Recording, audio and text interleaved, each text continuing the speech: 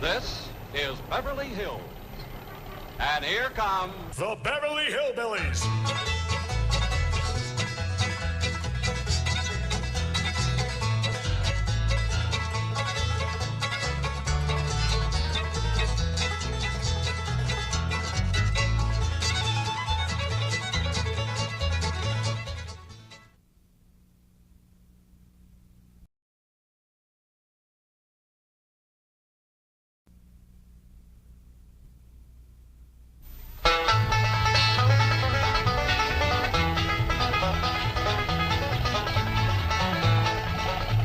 Come on, let's find that house we bought. House they bought? In Beverly Hills? Whoa, wait a minute, hold it. How could a bunch of hillbillies possibly buy a mansion like this? Let's take them back to their home and see how this whole thing started.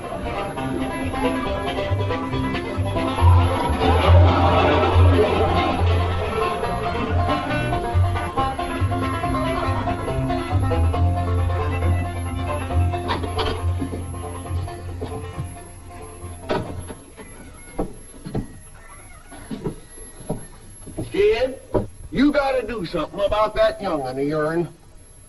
How'd that happen? Fighting with a bobcat. Get hurt?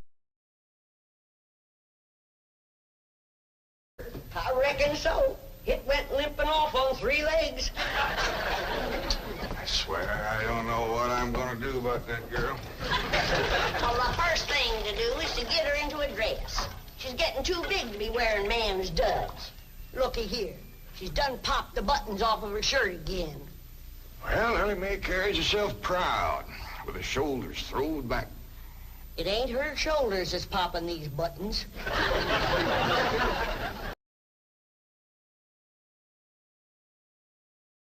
Fully grown up, rounded out, female woman. Time she started acting like one.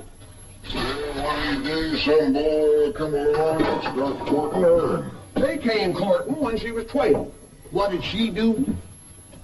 She whopped the tar out of them. Well, it ain't fitting.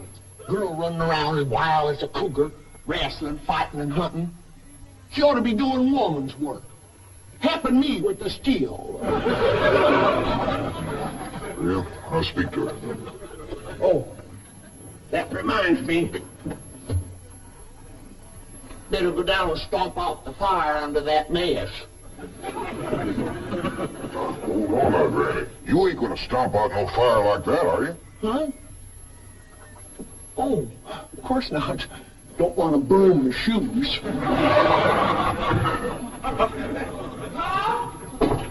Granny! Somebody open the door!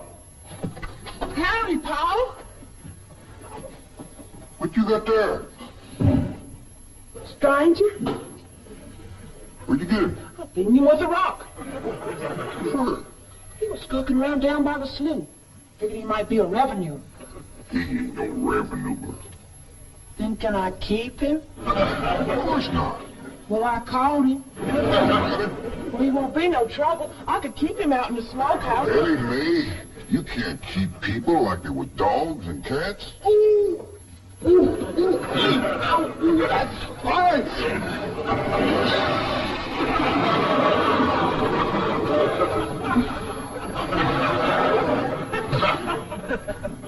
Who's that? Some fella really found nosing around. Being with the rocks would be easier to tote. That there fella's from the petroleum company. What's a petroleum? I don't know. He asked me if he could do some wildcatting down by the slough.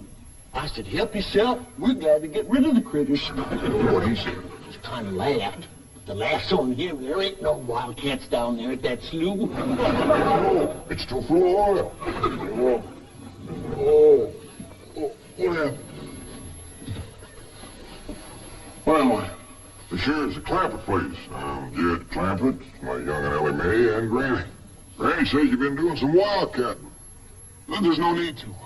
Mr. Clampett, that swamp of yours is full of oil. I could have told you that. Well, my company would like to pump it out. Yeah, I like that too, but I just can't afford to have it done. Oh, no, you don't understand. See, you wouldn't have to pay for it. Oh, I don't take favors from strangers. No, Mr. Clampett. You see, you're a very rich man. How big a rock did you bean him with? No bigger than a hedge apple. Listen, I've got to call my office in Tulsa. Have you got a telephone? A what? A telephone? Or maybe one of your neighbors has one. It's well, down in this country, it's probably a box attached to the wall. And, you talk into it, and they can hear you in Tulsa. Maybe you better sit down for a spell. Oh, I haven't time. Listen, where's the nearest airfield? Airfield? Granny, that's one of them there fields sets up in the air. Oh, never mind. I'll find it myself. Listen, now don't you sell that swamp till you hear from me. I'm flying to Tulsa. Now he thinks he's got wings.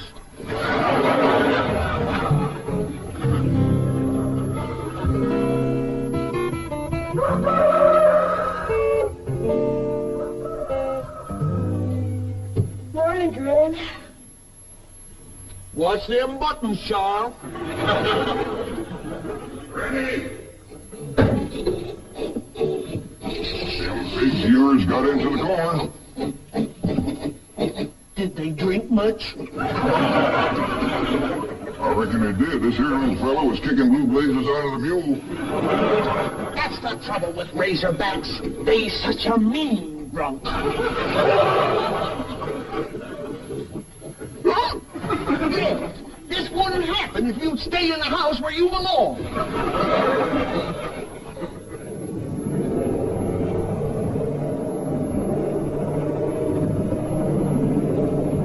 There it is, Mr. Brewster.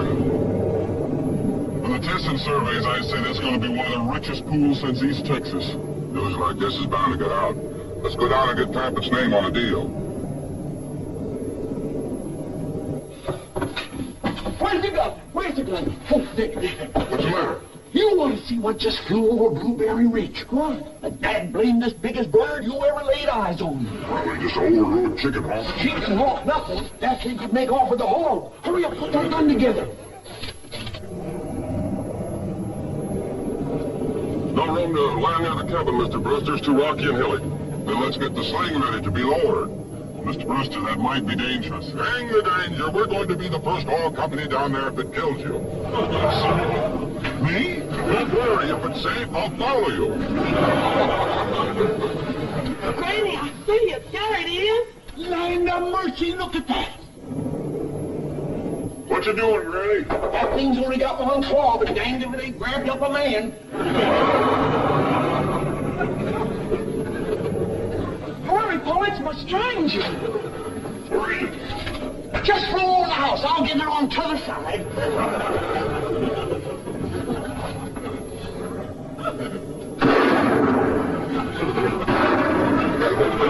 You killed Granny? No, but I made it drop that stranger.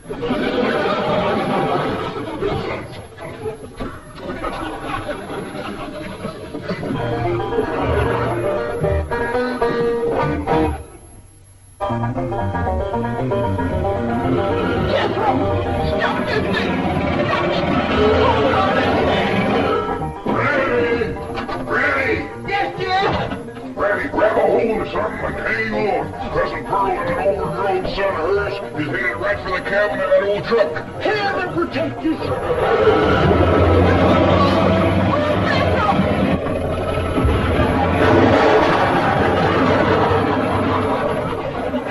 Did they hit us, Jed? No, but I think they sure want the chicken house. Jed, I'm sure sorry about the chicken house, but nobody got hurt. Jethro, I told you to get rid of them worn-out brakes. I did, Bob. That's how come we ain't got none. Get on out and lift the chicken house back on its foundation. Jed, Ellie Mae came running over to my place and she said you sold the swamp to some oil company.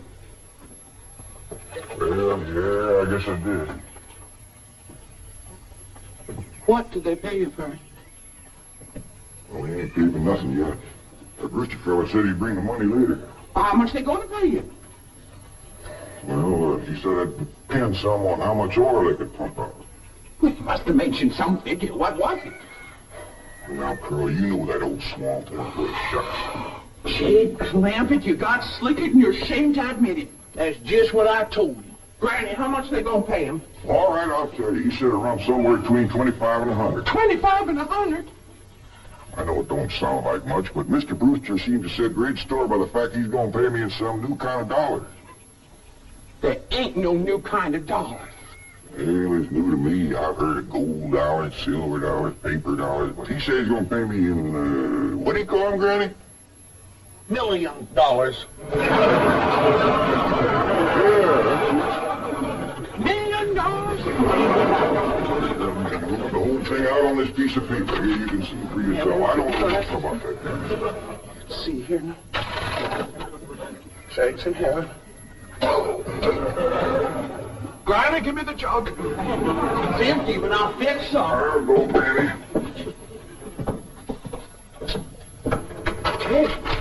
Jed, you're a millionaire. A millionaire. Yeah, that's what that Brewster fella kept calling me. I didn't know just how to take it. He meant you're rich. Me? The richest man in these hills. Maybe in the whole state. Oh, Jed, you can have anything you want. Do anything you want. Go any place you want. Yeah, that's another thing he kept saying. He said he reckoned I'd be moving away from here soon. What do you think, Pearl? You think I ought to move? Jed, how can you even ask? Look around you. You're 8 miles from your nearest neighbor. You're overrun with skunks, possums, coyotes, bobcats. You use kerosene lamps for light. You cook on a wood stove, summer and winter. You're drinking homemade moonshine, washing with homemade lye soap. And your bathroom is 50 feet from the house, and you ask, should you move? Yeah, I reckon you're right. Man, be a dang fool to leave all this.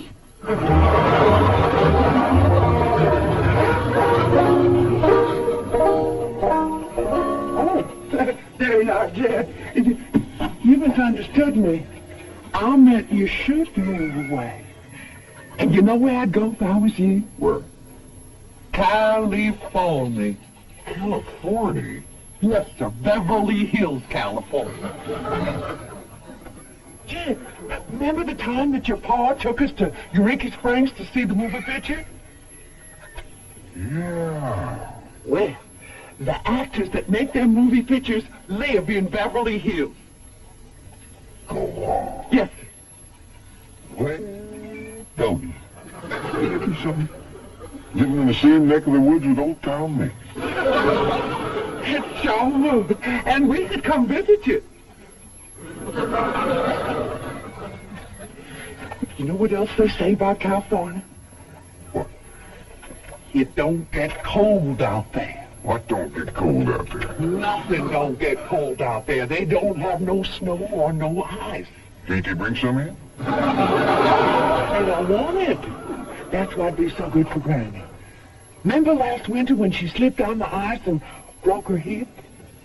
Yeah, poor old woman. She was limping for 2 days. Well, that couldn't happen in California because they don't have no ice. What now? I don't know how come. But Granny'd sure like it, and we could visit you.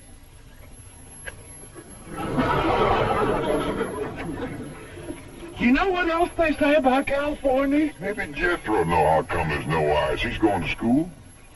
We could ask him. Jethro!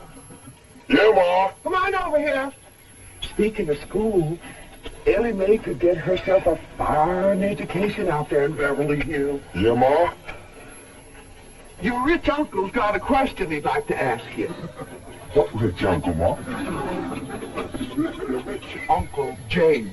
Jethro, how come there's no ice in California? Don't look at me. I didn't take it. Didn't tell me I didn't, Ma. Oh, get out of here. We always do. I don't know. Say, Jade, Folks claim California's got it all beat. Why, things grow twice as big out there. Jethro would be a whopper, wouldn't he? He could help you move. He's awful handy at lifting and toting, and he could drive you out in my truck. I tell you what, Pearl, I'm going to have to study on this. When that Brewster fella comes back, I'll ask him what he thinks. Well, your cousin is right about that, Mr. Clampett. Beverly Hills is a choice residential area, and lots of millionaires do settle there. Folks like me, huh? Well, millionaires. And movie stars, too. Well, Is Tom Mix there? no. Wait, Mr. Mix is dead. Oh, yeah. What's the matter with me? Remember, Pearl, he got shot at the end of that picture.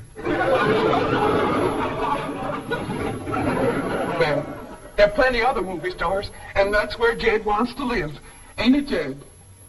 I do like the notion of living in the hills. Never could stand flat country. Mr. Clampett, I think it only fair, that is, well, I think you may have a wrong idea about Beverly Hills. Is that where you live? No, my home is in Tulsa. Well, say, maybe you could get us a place there in your neighborhood. Mr. Clampett, let's not beat around the bush. You will love Beverly Hills. Then that's it. Can you steer Jed onto a good place? No, I can get the bank out there to handle it for him. He'd like a nice big place with plenty of room for his kinfolk to visit him. I would like a nice, roomy place if I could afford it. Oh, Mr. Clampett, with your money you can afford the Taj Mahal. Okay, I'll take it. Well, no, you see, I was just making a little joke. Oh, well, go right ahead. Well, you see, the Taj Mahal is in India.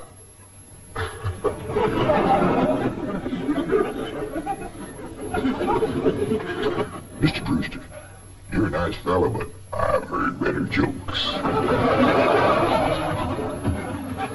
Is the foreigner staying to supper? I'm ashamed to say I ain't asked him. How about it? Oh, I don't think so. Oh, no trouble. What you cooking tonight, Granny? Mustard greens and possum innards. Mm-hmm. Did you hear that, Mr. Brewster? Very clearly. Want to change your mind? Not this time. Well, if you happen to come back tomorrow, we'll be having leftovers. That's the thing about possum innards. They's just as good the second day.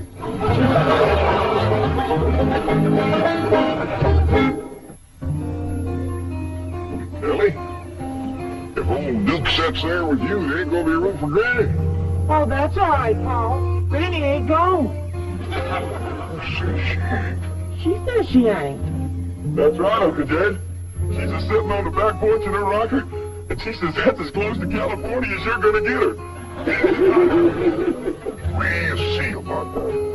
Dang if I ain't got me the mulest liverful. We ain't never gonna get there.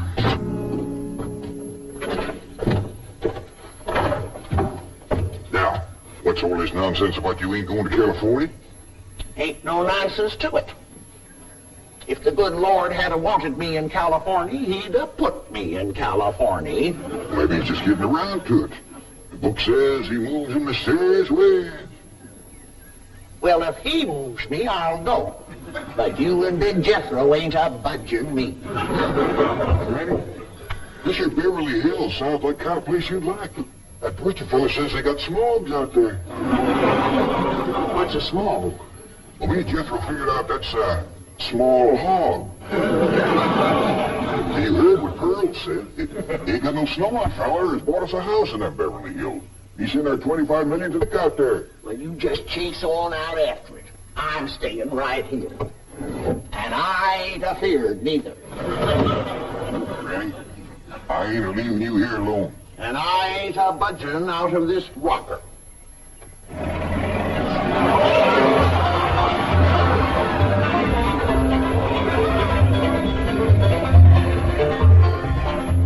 Jethro, what does that sign say? It says Beverly Hills. You said that, Granny? We're dying. they call them hills? Why, we got moles that can push up higher ridges than that. Well, these raise these hills, we'll be among our kind of folks.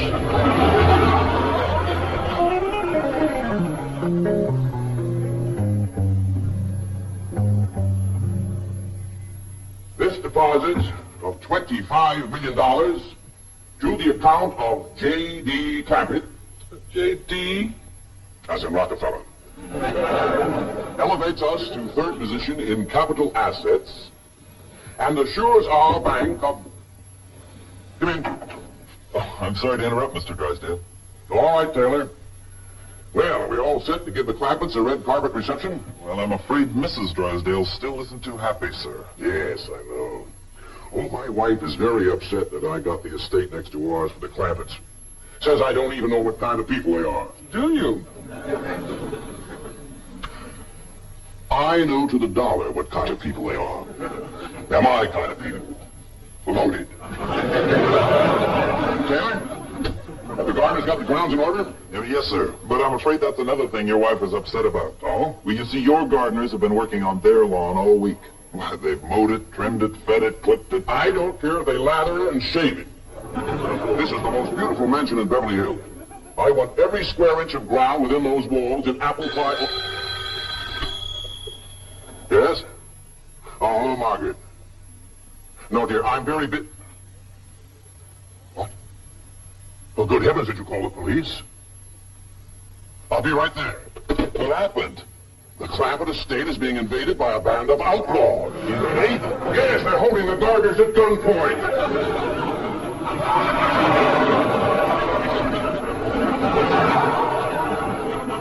Sure is lucky we come along we did. That's the truth. The way they were slipping through that gate, another 5 minutes and that whole darn prison would have been empty.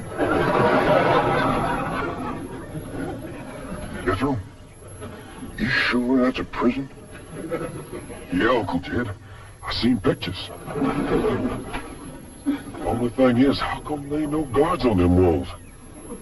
Probably done them in with them knives and things. These killers if I ever did see any. Fine neighborhood we's moving into. You hear that? Hot digging, there's bobcats in these hills. Them sirens! Somebody's calling the law. I reckon they's gonna be mighty grateful for what we got. Folks out here has got a strange way of showing their grateful. You've locked up one of the richest men in the country. Mr. Clampett, I don't know how to apologize. I'm deeply humiliated. What have you cutthroats down with J.D. Clampett? I'm Jed Clampett, and I'd appreciate it if you'd let go of my Sunday shirt. You're J.D. Clampett, the oil millionaire? Yep, this here's my nephew, Jethro. Howdy. Quickly, man, unlock this cell. Mr. Clampett, on behalf of the entire city of Beverly Hills, I extend our deep and humble apologies for this unfortunate and embarrassing incident. Oh, I'm Reuben Drysdale, president of the Commerce Bank of Beverly Hills. My car is waiting to take you and your family to your new home. We want you to know how happy we are to have you, your handsome nephew, your lovely daughter, and your beautiful mother.